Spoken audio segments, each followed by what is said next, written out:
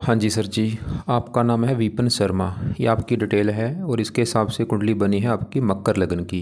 राशि भी आपकी मकर है और ये जो कुंडली यहाँ पे देखो दिख रही वो यहाँ पे मैंने बना रखी है। आपके जो सवाल है आपने बोला आगे फ्यूचर कैसा होगा, बिजनेस के बारे में पूछा आपने और भी धन संपत्ति, पूरा आपको मैं विस्तार में समझाऊंगा। सबसे पहले आप ये समझो कि जो कुंडली होती है इसमें 12 घर होते हैं। तो 12 घर मैं लिख देता हूँ वो आप समझ लो। ये है आपकी कुंडली में पहला घर है, यह है दूसरा घर, तीसरा घर, चौथा, पाँचवा, यह है छठा घर, सातवां, आठवां, नौवां घर, 10वां, 11वां और ये लास्ट वाला 12वां घर। अब ये जो 12 घर हैं इन घरों से आपके जीवन के बारे में कुछ ना कुछ पता किया जाएगा। जैसे कि इस पहले घर से हम पता करेंगे आपका शरीर कैसा होगा, हेल्थ आपकी कैसी होगी, स्वभाव, रंग रूप, पर्सनैलिटी, सर मस्तक, पहले घर को देख के हमें पता चलेगा। दूसरा घर आपके है धन जोड़ने का, परिवार का, वाणी का। तीसरा घर आपके है छोटे भाई बहनों का। चौथा घर आपकी है माता, मकान, वाहन का। पाँचवा आपके बच्चों का है। छठा घर होता है खराब घर, इस घर से रोग, शत्रु, कर्जा देखा जाता है। सातवां घर आपकी पत्नी का है। आठवें घर से आपकी उम्र देखेंगे। नौवें घर से आपका भाग्य देखेंगे। 10वां घर काम काज। 11वां घर आमदनी, लाभ, इच्छा पूर्ति और 12वें घर से आपके खर्चे देखे जाएंगे। तो आपने यहाँ पे दो बातें मेरी नोट करनी है। पहली बात, ये जो मैंने 12 घर लिखे हैं इनको याद कर लो। और दूसरी बात, इन 12 घरों से जो कुछ देखा जाएगा वो याद कर लो। अब आप ये देखो आपने इस कुंडली में देखना क्या है, वो घर देखो। मान लो आपने देखना है अपनी पत्नी के बारे में, तो पत्नी का जो घर है वो है 7वां घर। तो 7वें घर से आपकी पत्नी देखी जाएगी और 7वें घर में क्या लिखा है, 4। 4 है कर्क राशि, मालक बना चंद्रमा। तो आपकी पत्नी के लिए हमें चंद्रमा को देखना पड़ेगा। ऐसे ही अगर आपकी मान लो आपके काम काज के बारे में जानना है, 10वां घर काम काज का होता है, तो 10वें घर से काम काज देखा जाएगा। और 10वें घर में नंबर लिखा है 7। 7 है तुला राशि, मालक बना शुक्र। तो आपके काम काज के लिए हमें शुक्र को देखना पड़ेगा। तो आपको मेरी बात समझ आ रही होगी कि जो भी कुछ देखना है वो घर देखना है और घर का बना मालक देखना है। अब यहाँ पे सवाल ये है कि आपकी कुंडली है कैसी। आपकी कुंडली में देखो जी काफ़ी ग्रह अच्छे हैं लेकिन कुछ ग्रह आपके ख़राब भी हैं। अच्छे ग्रह कौन से हैं, आपका मंगल बहुत अच्छा है, उच्च का बैठा है। शुक्र बहुत अच्छा है, उच्च का बैठा है। बुध अच्छा है, दोस्त के घर में बैठा है। सूर्य अच्छा है, दोस्त के घर में बैठा है। शनि अच्छा है, दोस्त के घर में बैठा है। चंद्रमा भी आपका ठीक ठाक है। लेकिन आपके ग्रह खराब कौन से हैं, सबसे ज़्यादा जो ग्रह खराब मुझे लगा है राहु लगा है। क्यों, क्योंकि नीच का बैठा है। दूसरा ग्रह खराब है केतु, क्यों, नीच का बैठा है। और तीसरा ये गुरु भी नीच का बैठा है। तो 3 ग्रह आपके खराब है, राहु, केतु, गुरु। तीनों में ज़्यादा वैसे राहु ज़्यादा खराब है, गुरु भी है थोड़ा बहुत। बाकी हमने क्या देखा कि आपके अच्छे ग्रह भी हैं भाई, ग्रह खराब भी हैं। अब होगा क्या आपके साथ कि जो 9 ग्रह हैं इनका असर आपके ऊपर हमेशा रहेगा। मतलब जो ग्रह अच्छा है आपको हमेशा अच्छे फल देगा, जो ग्रह खराब है हमेशा खराब फल देगा। जैसे राहु की अगर मैं बात करूं राहु मैंने खराब बोल दिया, अब क्या करेगा राहु, आपको बचपन से लेके आपके बुढ़ापे तक ये खराब फल देता रहेगा आपको। लेकिन ये खराब फल ज़्यादा कब देगा, जब कभी इसकी दशा आपके ऊपर चलेगी। मतलब हमेशा खराब फल देगा लेकिन दशा में इसका बुरा फल भाई 50 गुना बढ़ जाएगा। ऐसी जो ग्रह अच्छी, जैसे आपका शुक्र अच्छा बोल दिया मैंने, उच्च का है, हमेशा अच्छे फल देगा। आज भी अच्छे फल दे रहा है, आज शुक्र अच्छे फल इतने दे रहा है, हमेशा इतने देगा। लेकिन दशा में ये जो अच्छे फल इतने हैं ये 100 गुना बढ़ जाएंगे। तो आपको मेरी बात समझ आ रही होगी कि इन ग्रहों का जो असर है वो बढ़ जाता है इनकी दशा में। तो सवाल ये है कि आज इन ग्रहों में आपके ऊपर सबसे बड़ा असर किस ग्रह का है, वो है ये गुरु ग्रह। क्योंकि गुरु की चल रही आपके ऊपर बड़ी महादशा, ये 2010 में चली हुई है और ये चौथा महीना 26 में अगले साल में ख़त्म होगी जाके। मतलब अभी आपकी लाइफ में जो चीज़ें हो रही हैं वो भाई बड़ा कारण गुरु ग्रह जरूर है। क्योंकि आपके ऊपर गुरु का असर है, आपके जीवन में जो कुछ हो रहा है कारण गुरु ग्रह जरूर है।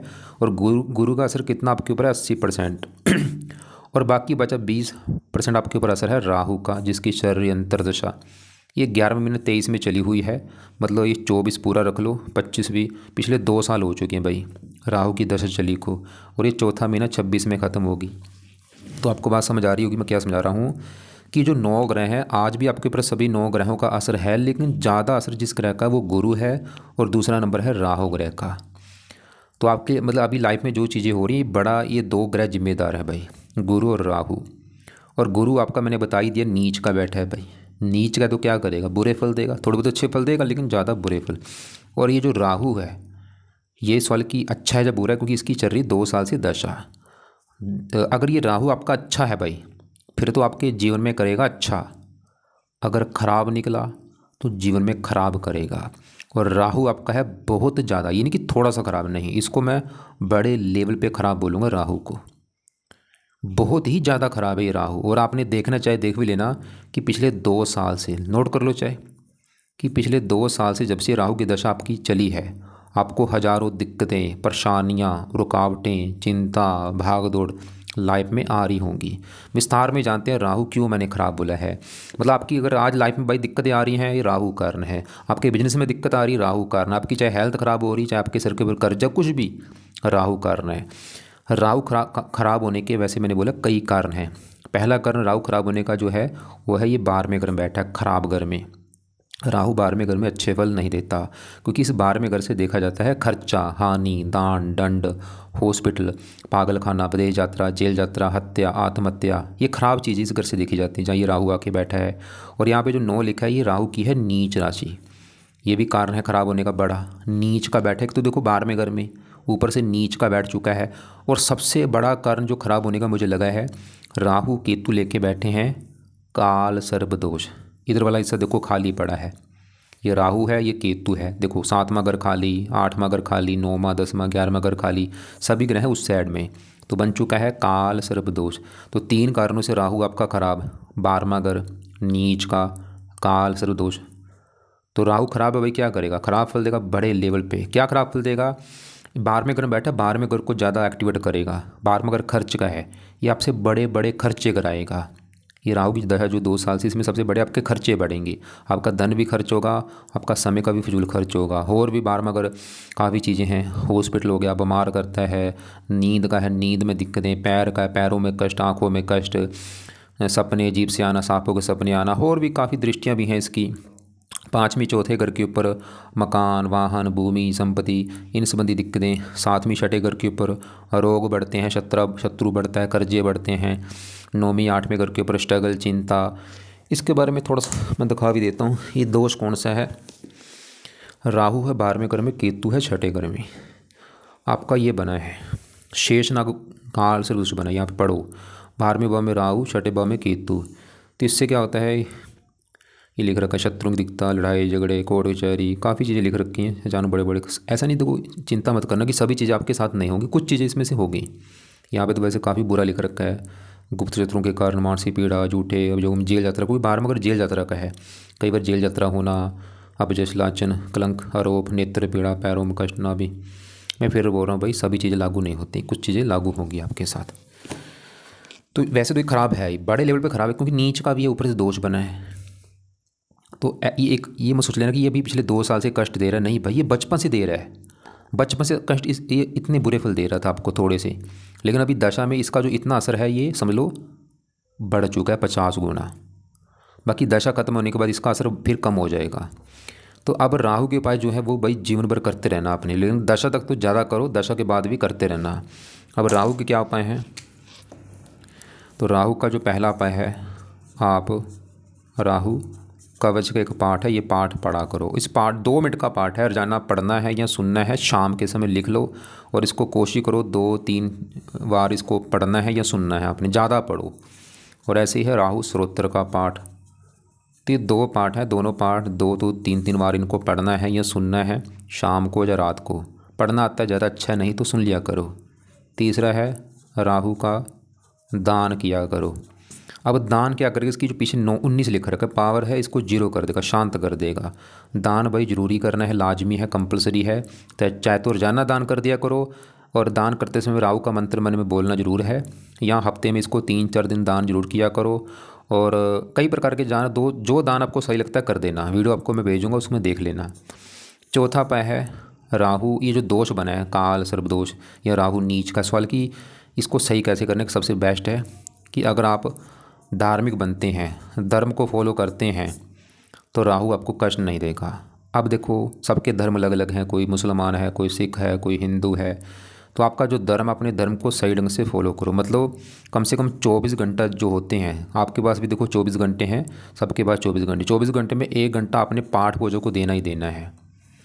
मतलब अगर आप भाई सही ढंग से 1 घंटा कम से कम पाठ पूजा के लिए निकालते हो। पाठ पूजा का मतलब क्या है, आपका एक तो जो धर्म है उसको फॉलो करो, या फिर आपको जिस देवी देवता अच्छे लगते हैं, आपने इसे लिख रखा था हनुमान जी अच्छे लगते हैं।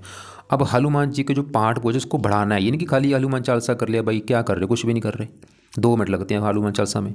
कोशिश करो रोजाना हनुमान जी के मंदिर जाने की, हो सके रोजाना हनुमान चालीसा के साथ कभी संकट मोचन पढ़ लिया, कभी बजरंग बाण पढ़ लिया, कभी अंगार का स्रोत पढ़ लिया। हनुमान जी का एक मंत्र है वो कर लो, ओम हनुमते नमः, वो रोजाना 10-20 मिनट आधा घंटा जाप करो भाई। सुबह बैठ जाओ 10-20 मिनट आधा घंटा बैठ के नाम जपना आपने हनुमान जी का, ओम हनुमते नमः, ओम हनुमते नमः, सुबह शाम जाप करो। ये नहीं कि थोड़ा बहुत, देखो मान लो कोई जो बंदा जिम जाता है, अगर वो वहाँ पे खाली 1 मिनट जिम जाता है, 1 मिनट जिम जाता है, चलो 5 मिनट भी जिम जाता है, 5 मिनट रोजाना करता है, उसका शरीर नहीं बनेगा भाई, उसको ज़्यादा फ़ायदा नहीं होगा। उसको कम से कम आधा घंटा पौना घंटा जिम को देना पड़ेगा। तो अगर आप थोड़ा बहुत पाठ पूजा कर रहे हो भाई, इससे कुछ नहीं होगा, थोड़ा फ़ायदा होगा लेकिन कम होगा। फ़ायदा ज़्यादा लेना है तो पाठ पूजा को बढ़ाना पड़ेगा।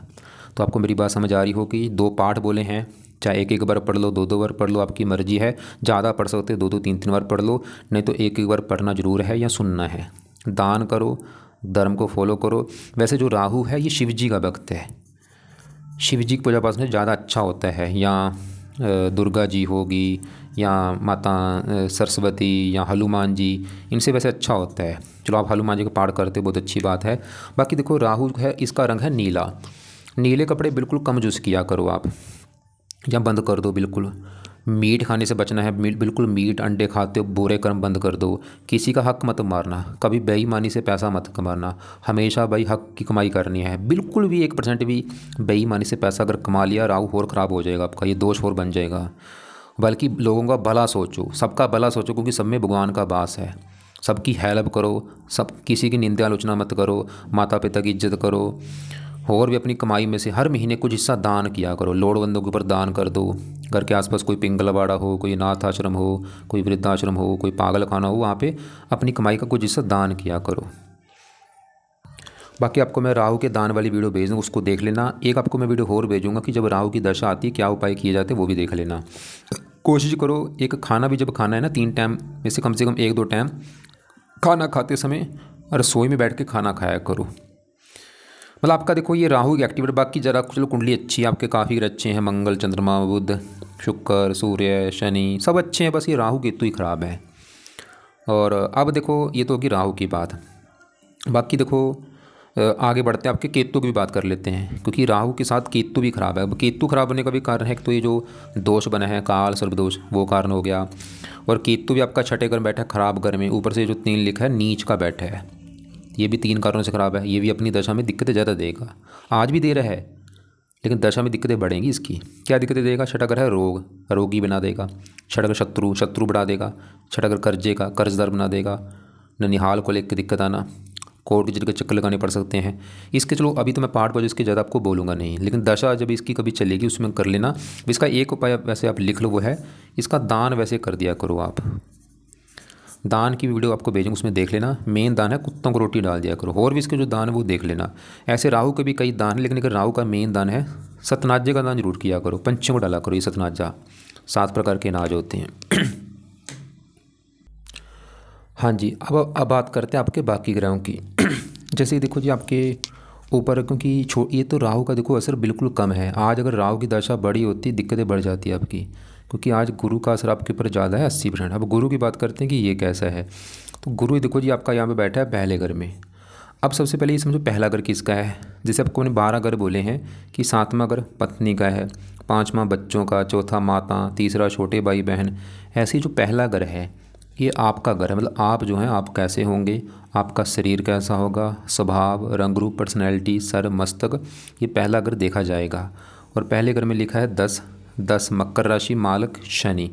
शनि को भी देखना पड़ेगा आपके बारे में अगर जानना है। और शनि के अलावा पहले घर में चंद्रमा गुरु मंगल 3 ग्रह के बैठे हैं, इन तीनों को भी देखना पड़ेगा। तो तीनों में अगर मैं पहले अगर मंगल की बात कर लूँ कि मंगल कैसा है, 100 में से 90% अच्छे फल देगा ये मंगल आपको, क्योंकि मंगल पहले घर में यहाँ पे जो 10 लिखा है उच्च का बैठा है भाई। क्यों अच्छा है, उच्च का बैठा है, क्या अच्छे फल देगा।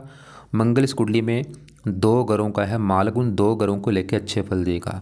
एक तो मंगल का ग्रह है ये चौथा, क्योंकि चौथे घर में 1 लिखा है मालक मंगल। चौथा ग्रह होता है माता का घर, मकान, वाहन, भूमि, जमीन, जायदाद, नौकर चाकर, ये चीज़ें चौथे घर से, और चौथे घर का मालक मंगल, और ये उच्च का बैठा और चौथे दृष्टि से अपने घर को देख भी रहा है। मंगल ये दिखा रहा है कि भाई आपको लाइफ में मकान, माता, ज़मीन, जायदाद, नौकर चाकर, ये सभी सुख मिलेंगे। और मंगल इस 11वें घर का भी मालक है, जहाँ पे 8 लिख रखा है मालक मंगल। 11वां घर आमदनी, लाभ, इच्छा पूर्ति, आपको लाभ देगा, इनकम देगा, इच्छाएं पूरी कर देगा। और मंगल पहले घर में बैठा है शरीर के ऊपर। मंगल आपको साहसी बनाएगा, पराक्रमी बनाएगा, मेहनती बनाएगा, बुद्धिमान बनाएगा, और भी अच्छे फल देगा आपको, मतलब पर्सनैलिटी अच्छी कर देगा। तो मंगल बुरा फल क्या देगा, ये पहले घर से दृष्टि जा रहा है 7वें घर के ऊपर, पत्नी घर के ऊपर। 7वें घर में जो 4 है ये है मंगल की नीच राशि। तो ये मंगल थोड़ा सा 7वें घर को ख़राब करेगा, पत्नी से लड़ाई झगड़े कराएगा आपके थोड़े से, पत्नी से मनमुटाव होना या विवाह में देरी होना, ऐसी थोड़ी सी दिक्कत देगा। बाकी मंगल अच्छा है। अब यहाँ पे मंगल देखा वो अच्छा, साथ में चंद्रमा बैठा, सवाल कि ये कैसा है, ये भी अच्छा है। उससे पहले ये जो 7वां घर है ये किसका था, पत्नी का घर है। पत्नी भी आपकी अगर देखनी है 7वां घर देखा जाएगा, और 7वें घर में 4 लिखा है मालक चंद्रमा। पत्नी के लिए ही चंद्रमा को देखना पड़ेगा। और चंद्रमा के अलावा 7वें घर के ऊपर दृष्टि मंगल गुरु की भी है, इनको भी देखना पड़ेगा। शुक्र पत्नी का कारक होता है। कम से कम समझ लो आपकी पत्नी के लिए 4 ग्रह देखने पड़ेंगे। तो पत्नी घर का मतलब चंद्रमा की अगर बात करूँ, ये पहले घर से अपने घर को देख रहा है। चंद्रमा ये दिखा रहेगा आपको भाई पत्नी का सुख अच्छा मिलेगा, आपके विवाह के लिए अच्छा है। बाकी मंगल थोड़ा सा हाँ पत्नी घर को ख़राब कर रहा है कि थोड़ा सा विवाह में देरी, जहाँ थोड़ा सा मनमुटाव। अब यहाँ पे गुरु की बात करनी जरूरी, क्योंकि इसकी है दशा कि गुरु कैसा है। तो गुरु बैठा है पहले घर में, घर तो अच्छा था पहला, लेकिन गुरु यहाँ पे पहले घर में जो 10 लिखा है ये मकर राशि में नीच का बैठा है भाई, गड़बड़ हो चुकी है, क्योंकि नीच का अगर अच्छा नहीं होता। अब गुरु नीच का है तो बुरे फल देगा। क्या बुरे फल देगा, एक तो गुरु देखो जी इस पहले घर को ख़राब कर देगा, और जिन घरों का है मालक उन घरों को लेकर दिक्कतें। और गुरु इस कुंडली में 2 घरों का मालक है। एक तो ये जो 12वां घर है ये गुरु का घर है, क्योंकि 12वें घर में जो 9 लिखा है मालक गुरु, और 12वां घर खराब चीज़ों का है, खर्चा हानि, मतलब गुरु आपके खर्चे बढ़ाएगा। शरीर के ऊपर बैठा है, आपकी हेल्थ भी ख़राब करता रहेगा, आपको स्ट्रगल देगा, चिंता भाग दौड़ परेशानियाँ देगा। और ये तीसरे घर का भी मालक है, तीसरे घर में 12 लिखा है मालक गुरु। तीसरा घर छोटे भाई बहन, छोटी यात्राएँ, और इनको लेकर दिक्कतें आना। नीच का बैठा है, लेकिन इसकी दृष्टि पड़ेगी 3 दृष्टियाँ, 5वीं यहाँ पे 5वें घर के ऊपर, वैसे पढ़ाई संतान के लिए अच्छा है। और 7वीं पड़ेगी दृष्टि 7वें घर के ऊपर, पत्नी घर के ऊपर। और यहाँ पे जो 4 है ये है गुरु की उच्च राशि, पत्नी के लिए अच्छा है। आपके शरीर को तो ख़राब कर रहा है, लेकिन पत्नी के घर का अच्छा कर रहा है गुरु, कि पत्नी का सुख अच्छा। मतलब ये गुरु की जो दशा है ये गुरु दिखा रहा है कि आपकी जो पत्नी आपसे अपेक्षा कई गुना अच्छी होगी, समझदार होगी, गुणी होगी, और ये भाग्य के लिए अच्छा है। मतलब गुरु आपके शरीर को ख़राब कर रहा है, आपकी हेल्थ ख़राब, पर्सनैलिटी ख़राब, आपको स्ट्रगल, चिंता, आप क्योंकि मार्केश भी है कुंडली, मार्केश है, नीच का बैठा है। तो ये अब देखो एक आपके लिए अच्छी बात यहाँ पे निकल के आई है सामने, वो क्या है, गुरु हमें क्यों ख़राब लगा है, क्योंकि नीच का बैठा है। लेकिन अच्छी बात क्या है कि इसी के साथ यहाँ पे मंगल उच्च का बैठा है, तो यहाँ पे बना है नीच भंग राजयोग।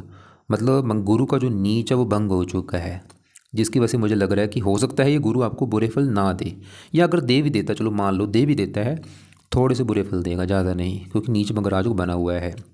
बाकी फिर भी आप, क्योंकि अभी दशा देखो गुरु की चलो ख़त्म होने वाली है, चौथा महीना 26 में, तो जब तक ये गुरु की दशा है आप गुरु के भी उपाय करो। अब गुरु के जो उपाय आपने करने हैं, पहला उपाय है गुरु का इसका आप इसके 2 पार्ट हैं। एक तो है बृहस्पति कवच, ताकि आपकी हेल्थ अच्छी हो और भी आपको फ़ायदे होंगे। दूसरा है बृहस्पति स्रोत का पाठ।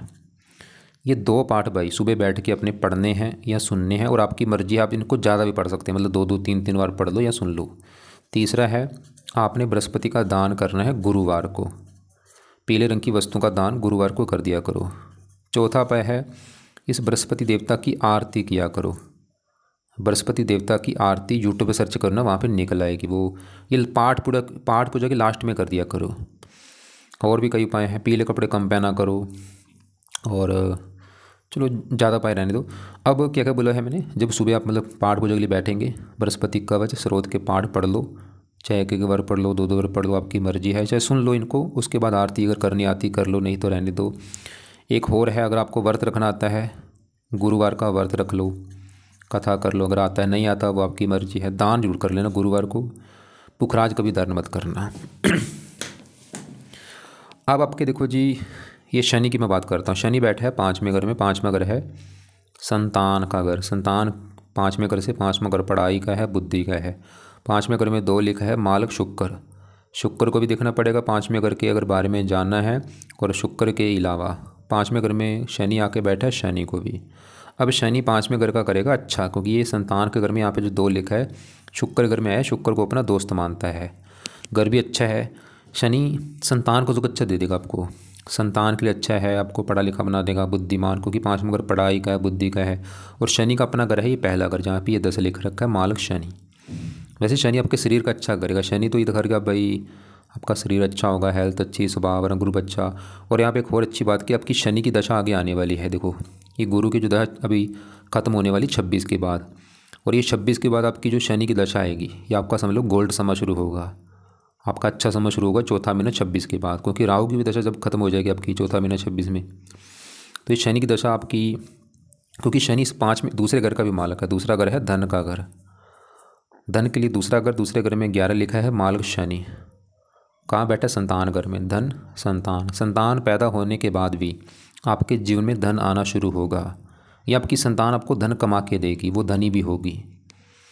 और शनि की अभी जो दशा चलेगी ये आपके धन के लिए अच्छा है, संतान, पढ़ाई, शरीर, कई प्रकार के अच्छे फल देगा। 10वीं दृष्टि से अपने घर को देख भी रहा है। बाकी 5वें घर का मालिक शुक्र की अगर बात करूँ, तीसरे घर में बैठा है। शुक्र आपका अच्छा है, क्योंकि तीसरे घर में घर भी ठीक है, उच्च का बैठा है, यहाँ पे सबसे अच्छी बात है उच्च का बैठा है। शुक्र जिन घरों का मालक है, एक तो ये 10वें घर का मालक है, 10वें घर में जो 7 लिखा है, मालक शुक्र। 10वां घर है काम काज का घर, पिता, सरकार। और उच्च का बैठा शुक्र आपके फिर भी काम काज के लिए अच्छा है, पिता, सरकार, मान प्रतिष्ठा। संतान घर का मालक है, संतान का सुख दे देगा आपको, संतान होने के बाद फायदा होगा। बाकी यहाँ पे जो दूसरे घर में बुध बैठा है ये भी सही है आपका, क्योंकि ये दूसरा घर जो है यहाँ पे शनि घर में आके बैठा है, और बुध का अपना घर है ये 9वां घर। 9वें घर से भाग्य देखा जाता है, भाग्य कैसा होगा, 9वां घर, 9वें घर में 6 लिखा है, मालक बुध। तो भाग्य से बुध कहाँ बैठा है, धन के घर में। भाग्य में से आपको धन देता रहेगा बुध, परिवार के लिए अच्छा, वाणी अच्छी। देखो दूसरे ग्रह आपके जरा मैंने चलो कवर नहीं किए, क्योंकि आपके मेन ग्रह जो हैं जो मैंने कवर कर दिया वो राहु हो ज़्यादा। तो दोबारा रिपीट कर दूँ, हमने क्या देखा है, मंगल अच्छा है, मकान, मान, आमदनी, चंद्रमा ठीक है, बुध अच्छा है, शुक्र, सूर्य, शनि। बस आपके राहु केतु बहुत ज़्यादा ख़राब है, और राहु केतु में भी ज़्यादा ख़राब राहु है भाई। और ये गुरु भी ख़राब था, क्योंकि नीच का, लेकिन नीच भंग राजयोग बनने की वजह से हो सकता है बुरे फल ना भी दे, चलो दे भी दे, लेकिन देगा थोड़े बहुत ही। तो आपके लिए आज अगर सबसे ज़रूरी पाए हैं वो है राहु ग्रह की, क्योंकि यही ग्रह आपका ख़राब है। और बुरी बात क्या कि इसी की आपकी पिछले 2 साल से दशा चली हुई है। तो इसके दोनों जो पाठ बोले हैं वो पढ़ने हैं, सुनो, दान करो, जितना हो सकता है धर्म को फॉलो करो। मतलब आप जाना, जो भी घर के आसपास मंदिर है, गुरुद्वारा है, वहाँ पे जाना शुरू कर दो, कथा सुना करो, नाम जपा करो, भजन कीर्तन किया करो, घर में गीता रख लो, गीता पढ़ लिया करो। और जो भगवान अच्छा लगता है उसका नाम जरूर जपना आपने, चाहे शिव, चाहे हनुमान जी का नाम जप लो, चाहे इसमें से कोई एक नाम ले लो, चाहे हरि जप लो, राम जप लो, कृष्ण जप लो, अल्लाह जप लो, वाहिगुरु जप लो। नाम जपना बहुत ज़रूरी होता है। कब जपना जपा जाता है, इसको सुबह जपना आपने, सुबह बैठ के अपने पूजा स्थान में 10-20 मिनट, आधा घंटा जप लो, चाहे शिव हनुमान जी का नाम जप लो, कोई भी बात नहीं, नाम जपना जरूर आपने भाई। और वो जो भी बुरे कर्म है मैंने बोला उसको छोड़ना आपने, अगर करते हो कोई तो बिल्कुल ईमानदार बनो, और हक कमाई की, मतलब अपनी मेहनत से पैसा कमाना है, बेईमानी से बचना है। तो बाकी अभी जो समा आपका है, ये समा जब तक ये राहु की दशा है ये सही नहीं है, इसमें ऐसा करना भी कोई नया बिजनेस शुरू मत करना, कहीं पे पैसे मत फंसाना, किसी को पैसे उधार मत देना, फालतू में घूमने फिरने से बचो, लोगों से लड़ाई करने से बचो, सबको जी जी बोलो, क्योंकि ये समा अच्छा नहीं है, इसमें वही कुछ भी हो सकता है। जैसे आपको दिखाया था जेल यात्रा होना, या कुछ भी, ज़्यादा गाड़ी चलाने से बचो, एक्सीडेंट हो सकता है। हेल्थ का ख्याल रखो और अपने काम से मतलब रखो। ये जो समय है इसको थोड़ा सा धर्म को टाइम दो, जितना ज़्यादा धार्मिक पाठ को जो करते रहोगे उतना ही राहु शांत होगा आपका। तो उम्मीद करता हूँ आपको जो मैंने समझाया समझ आ चुका होगा। बस यही है कि गुरु के जो उपाय हैं वो सुबह कर लो, राहु के शाम को कर लो। और एक रत्न आप दान कर लेना, शुक्र का रत्न, क्योंकि शुक्र आपका अस्त बैठा है। शुक्र रत्न या तो ओपल ले लो या जरकन ले लो या वाइट टोपाज लेके धारण कर लेना, और ये आप चांदी में जड़वा के शुक्ल पक्ष के पहले शुक्रवार को कर लेना। चाहे राइट हैंड की इस उंगली में कर लो और या इसमें कर लेना।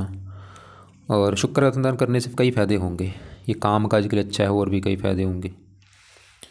और बाकी जब आपकी शनि की आगे दशा आएगी, ये शनि की दशा चलेगी चौथे महीने के बाद अगले साल, तो आप करना शनि के उपाय उस समय शुरू कर देना फिर, ताकि वैसे शनि अच्छा है, ताकि दशा और अच्छी जाए उसके लिए आप शनि के पहला उपाय करना कि शनि मंत्र जाना शुरू कर देना शनिवार को, और शनि चालीसा का पाठ, शनि का मंत्र, ये चीज़ें फॉलो करना शुरू कर देना। फिर भी आपको लग रहा होगा कुछ नहीं समझ आ रही, कुछ पूछना है, जहाँ तो अपना सवाल लिख के भेज देना या मुझे कॉल करके पूछ लेना। आपको मैंने राहु का दान बोला है, केतु का दान बोला है, इनकी दान की वीडियो आपको मैं भेज दूंगा। और गुरु का दान बोला है गुरुवार को। राहु केतु का दान तो आपने जीवन भर करने हैं, लेकिन गुरु का दान जब तक ये गुरु की दशा है तब तक करना, उसके बाद गुरु के दान को छोड़ देना आप।